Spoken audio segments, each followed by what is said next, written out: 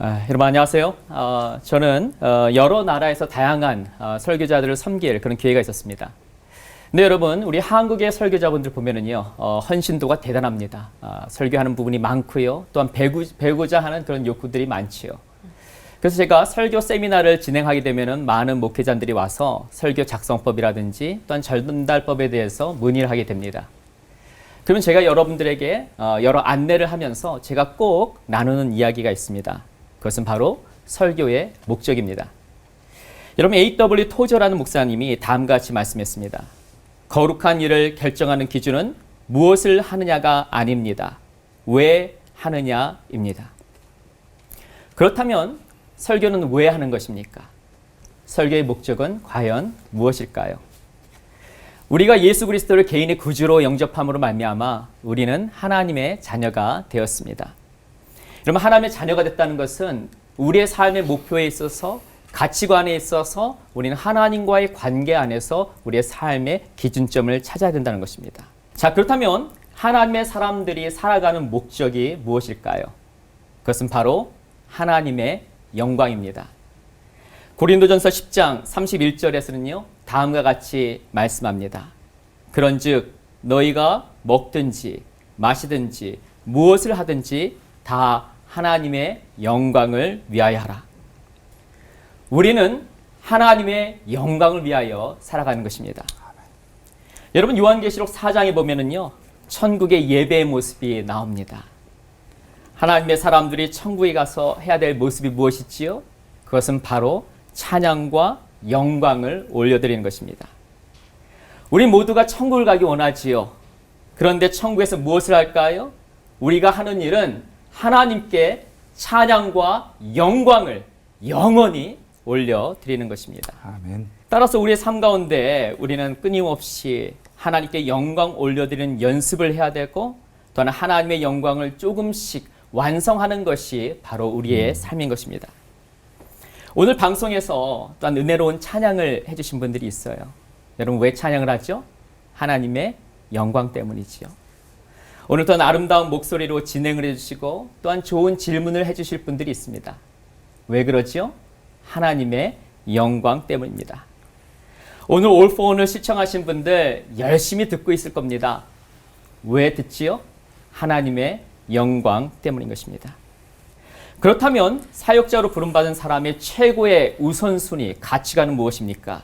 그것은 바로 하나님께 영광을 올려드리는 것입니다. 아멘.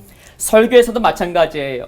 설교가 짧든지 길든지 앞에 많은 성도가 있든지 또는 조그만 성도들이 있든지 간에 우리의 설교의 궁극적인 목적은 바로 하나님께 영광을 올려드리는 것입니다. 설교를 통하여 나의 영향력이 나타나는 것이 아닙니다. 내가 유명해지려는 것이 아니에요. 설교하는 이유는 말씀 선포를 통하여 하나님의 영광이 나타나는 것입니다. 하나님의 영광을 향한 말씀이 한국교회에 가득할 때 하나님의 마음에 깊은 감동이 있을 것입니다. 또한 하나님의 영광이 순전히 선포되는 설교를 통하여 하나님의 은혜의 폭포수와 같은 은혜가 한국교회 가운데 임하길 주의 이름으로 축원합니다. 아멘. 아멘. 찬양과 영광받게 합당하신 하나님 아버지, 오늘 올포온 가족들과 함께 왜 설교하는가에 대하여 생각하게 하시니 감사드립니다. 아멘. 한국교회 설교 가운데 하나님의 영광이 밝게 나타나게 하여 주시옵소서. 아멘. 우리 주 예수 그리스도의 이름으로 기도드려옵나이다. 아멘.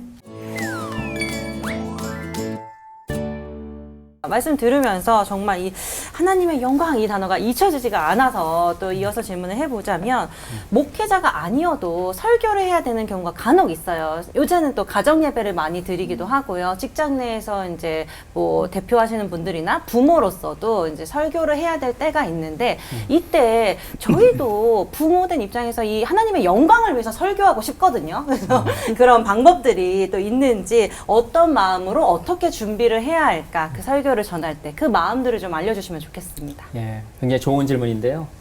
우리가 하나님께 온전히 영광 올려드린 분 하면 생각나는 분이 있습니다. 바로 예수 그리스도죠. 네. 예수님께서 하나님의 영광을 위하여 이 땅에서 하신 일은 두 가지로 요약을 할 수가 있습니다. 첫 번째는 생명을 얻게 하는 것이죠. 잃어버린 영혼들에게 생명을 얻게 하고 또한 육신에 약한 분들에게 또한 생명력을 더하게 하는 일, 그것이 바로 예수님께서 하신 일입니다. 두 번째 예수님께서 집중하신 일은 더 풍성한 삶입니다. 여러분 이 땅 가운데서 우리가 생명을 얻고 이제 아이가 태어났어요. 부모의 마음이 어떨까요? 태어났으니까 가만히 있어라가 아니지요. 성장하길 바라지요. 행복하게 살길 원하지요. 마찬가지로 우리 주님께서 우리에게 원하는 것은 영원한 생명을 이 땅 가운데 가졌다 할지라도 이 땅 가운데서도 성장하고 아름답게 살고 행복하게 살고 또한 주님께서 주신 아름다운 일들을 누리길 원하시는 겁니다.